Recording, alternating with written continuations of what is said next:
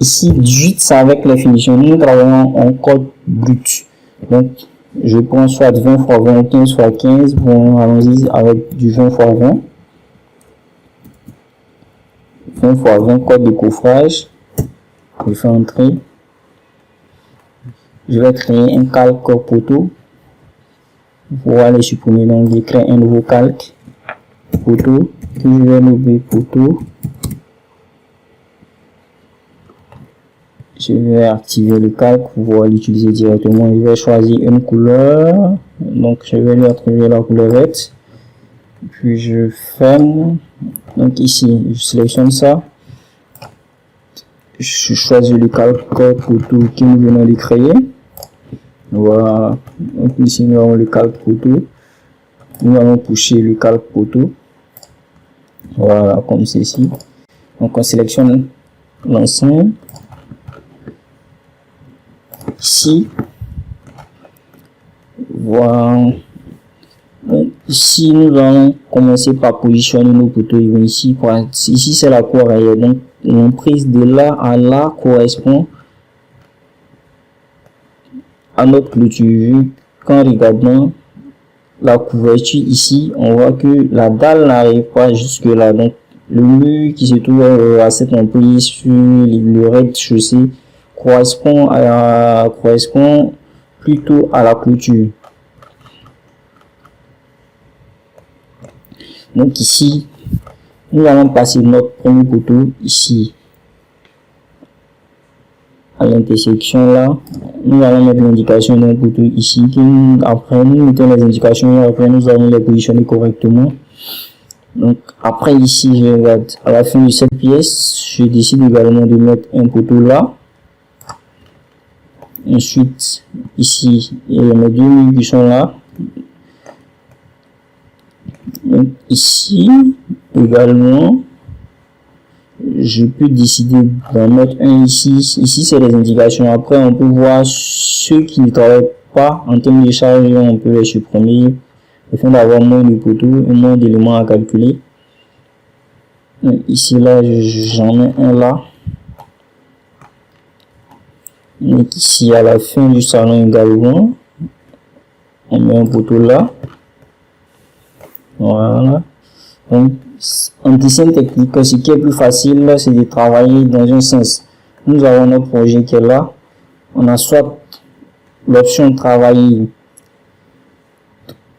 dans ce sens en allant de la gauche vers la droite, du haut vers le bas, ou en allant de la droite vers la gauche et du bas vers le haut.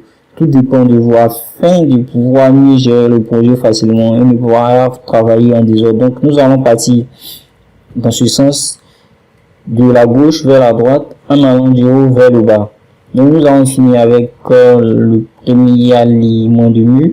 Nous venons ensuite au deuxième alignement de mur. Donc ici nous allons également indiquer un poteau là. Ici nous avons le croisement d'un mur de l'étage et des baies de fenêtre. Donc le poteau risque de geler ces baies, donc pas nécessaire de mettre un poteau là. Donc ici on vient ici à l'intersection, ici on indique un poteau là. Ici également nous avons une intersection des deux murs, donc on peut indiquer un poteau là. Donc après là, ici également on a l'intersection du rouge et du blanc qui correspond au mur de l'étage et au mur du rez-de-chaussée, on peut indiquer un poteau là. Donc après ici, le prolongement ici, pour le moment ici, si on veut mettre un poteau, nous voyons que le poteau va tomber dans la porte qui se trouve au rez-de-chaussée, ce qui n'est pas intéressant pour le projet architecte. Donc nous allons sauter cet emplacement. Donc nous allons finir avec le deuxième alignement de notre mur. Nous cherchons le mur suivant qui vient après celui-ci, qui correspond à ce mur. Donc, nous avons ce mur ici. Nous avons ce mur qui vient dans le prolongement ici. Donc ici, quand on prend ce mur, on voit que ce mur se trouve dans le vide. Il aurait des chaussées à l'étage si on met un élément dans ce mur à cet emplacement, il va ressortir dans la pièce qui se trouve à l'étage, donc on ne peut pas indiquer le poteau là. Donc, on vient, le mur qui vient après lui, c'est le mur qui se trouve à l'étage. Ici, à cet emplacement, on ne peut pas indiquer de poteau parce qu'il va tomber dans la porte qui se trouve au rez-de-chaussée. Donc, ici, également, on ne peut pas indiquer de poteau parce qu'il va tomber également dans le passage piéton qui a été prévu par l'architecte. Donc, nous allons décider de mettre à cet emplacement là où nous avons un croisement entre les deux, un poteau là, juste après la porte et entre les baies. Ici également, nous allons indiquer un poteau. Voilà. Donc, après cela, nous venons sur celui, nous allons chercher également les différents emplacements idéal auquel nous pouvons mettre les poteaux. Donc ici, sans plus tarder, on peut mettre un là. Ici également, on peut en mettre un ici. Et ensuite, l'alignement des murs. Voilà. Ici, ce sont des cloisons intérieures légères. Donc ici, on va plutôt utiliser des réducteurs que des éléments porteurs à calculer. Et on va sauter les murs du salle d'eau. On va chercher le prochain mur. Le prochain mur également, ce sont des murs de salle d'eau, on va pas les utiliser. Donc ici, on arrive à ce mur. Ici également, c'est le mur de la clôture. Donc on va pas s'intéresser à la clôture. La clôture se fait avec des réducteurs. Donc là, on va indiquer un poteau ici. Ensuite, un autre poteau là. Ici également, on peut en mettre un. Voilà, donc on continue ici. On a le même prolongement. On peut décider d'en mettre un là. Ici, nous avons un mur qui se trouve à cet emplacement. Donc nous allons le mettre enfin le mur ici. Et ici également, allons enfin le mur là. Et voilà, ici terminé le mur après dans ce sens de la gauche vers la droite en allant du haut vers le bas. Quelqu'un d'autre pourrait choisir l'option de travailler de la droite vers la gauche en allant du bas vers le haut ou en allant du haut vers le bas. Tout dépend du projecteur afin de ne pas oublier certains murs et d'être plus strict dans l'alignement de ces éléments, pour ne pas faire des allers-retours et ne plus savoir lequel des murs a été utilisé ou pas. Donc après cela, nous allons séparer encore le projet et nous allons déplacer l'étage afin de pouvoir mieux disposer les poteaux indiqués sur les murs correctement au rez-de-chaussée et les reporter maintenant à l'étage. Ici, le poteau doit se trouver à l'angle projeté correctement comme ça. Lui également doit se trouver dans l'axe de ce but. Voilà. Celui-ci également doit se trouver dans l'axe.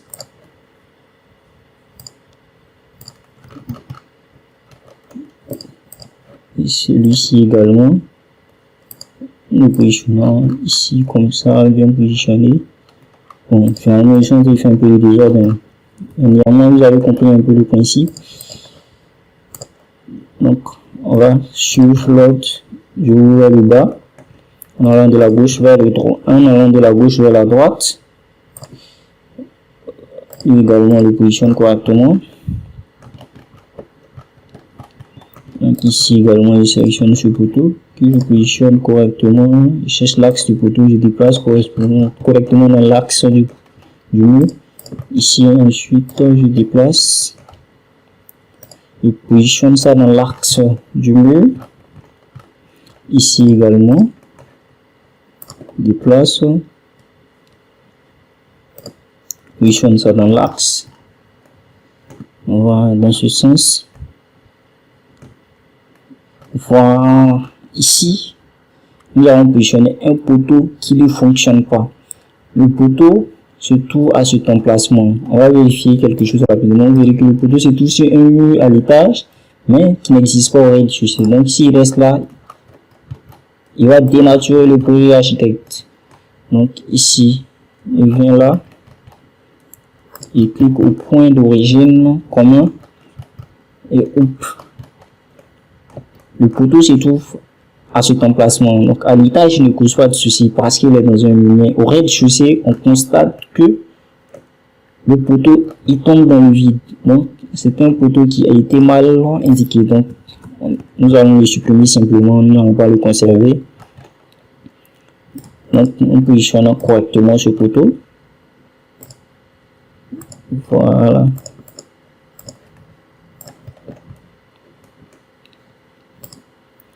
Et le poteau est positionné correctement. Après celui-ci, on passe au second. On va positionner correctement celui-là. Et on fait ainsi de suite jusqu'à la fin de l'ensemble des poteaux. Donc, je vais aller un peu plus vite. Donc je passe au prochain axe. Je trouve là. Après celui-là. Je positionne voilà, dans l'axe excentré à l'intérieur du bâtiment afin de ne pas dénaturer le projet de l'extérieur. Voilà. Donc après ici, je reviens à la fin de mon projet. Je positionne ici et je positionne là. Donc ici, on constate dans l'ensemble que sur toute cette emprise, on n'a pas disposé de poteau. En réalité, ça correspond à la clôture du projet. Si on regarde bien les façades, vous voyez bien que ici, on a une limite là, ça ne fonctionne pas. Ici également, quand on lit la façade d'avant, vous voyez, la clôture c'est limite là, il n'y a pas de liaison. Voici la dalle du projet qui se trouve là. Ici, ça se limite là, il n'y a pas de liaison avec la partie supérieure. Vu que ça commence là, c'est juste la clôture. Quand on prend la façade principale du bâtiment, ici on a le garage, on lit le garage, on a la porte d'entrée sous l'escalier, et ici on a un mur de la chambre, on a un portillon d'entrée là. Donc ça c'est la clôture. Donc on revient sur la façade avant, je vous explique simplement. Donc sur la façade avant, vous voyez ici on a une partie de la clôture qui est là, et ensuite on a l'entrée du garage qui est là, qui retombe sur un balcon au-dessus, et en plus ici nous avons les différentes baies. Donc ici la porte d'entrée que je vous ai montré sur la vue en plan, cette porte qui est là, vous voyez que le mur ici limite là. Si on essaie de côté, vous allez voir ce que ça donne. Voilà, la côte est un peu petite. Ici on a 2,20 m qui correspond à la hauteur de la clôture, alors que si on vient sur notre coupe, vous verrez le niveau de la dalle. Ici on va simplement mesurer, ne pas paramétrer de côte actuellement. Donc je prends là, je reviens ici, vous voyez que le niveau de la dalle se trouve à 3 mètres, tandis que la clôture se trouve à 2,20 m. Donc pas nécessaire de mettre des poteaux dans cette clôture, on va simplement la réaliser avec des réducteurs. Donc pour le moment nous cherchons à structurer notre dalle qui porte des charges. La clôture ne va pas porter des charges, donc ce sont des éléments standards que nous allons utiliser à ce niveau. Donc pour pouvoir les trouver, lorsque c'est difficile de lire également la façade, vous faites simplement la même chose. Vous prenez le point commun du projet. Ici vous voyez que la clôture, ici on a l'intersection des axes de la clôture.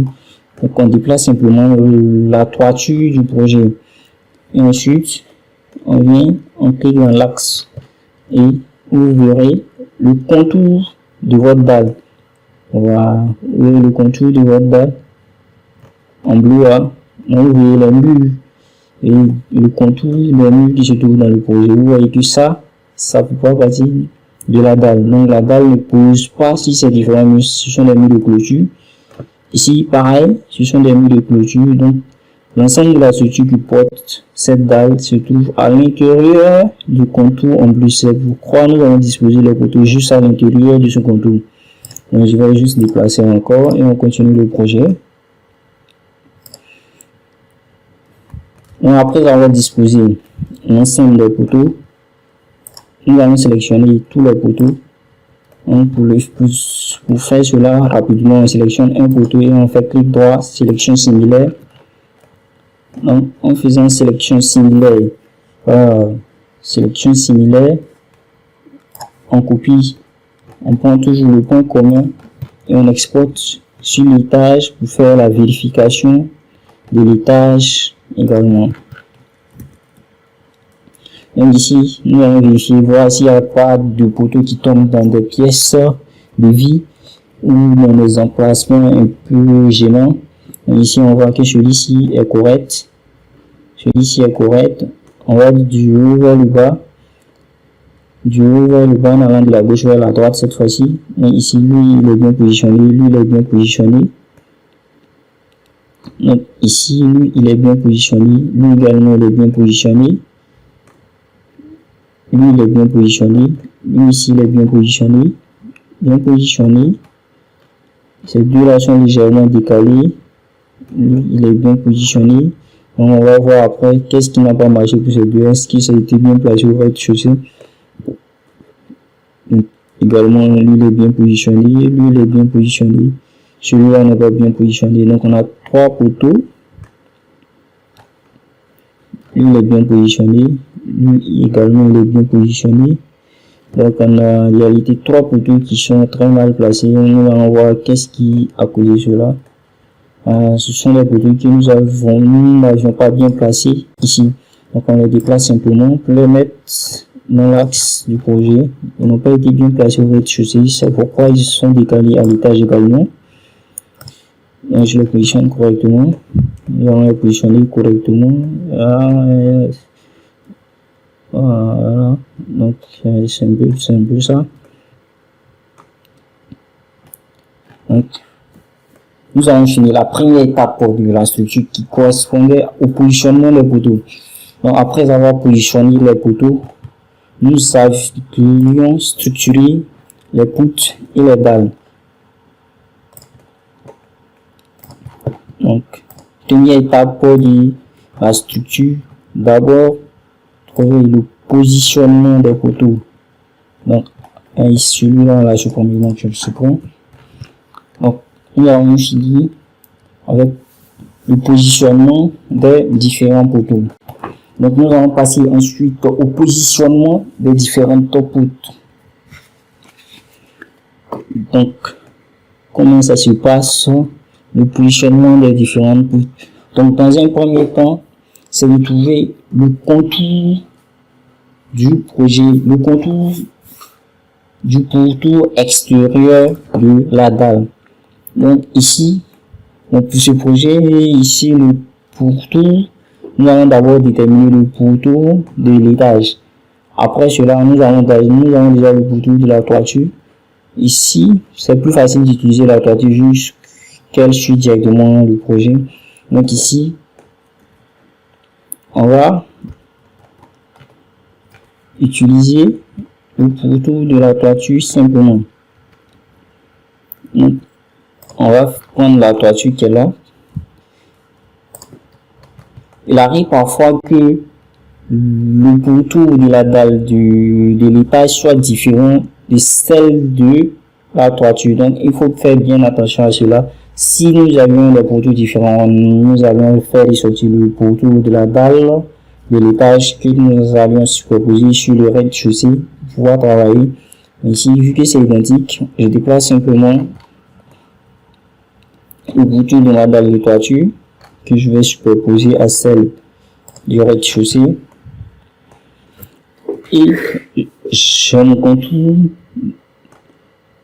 et j'ai le contour de la dalle qui est défini.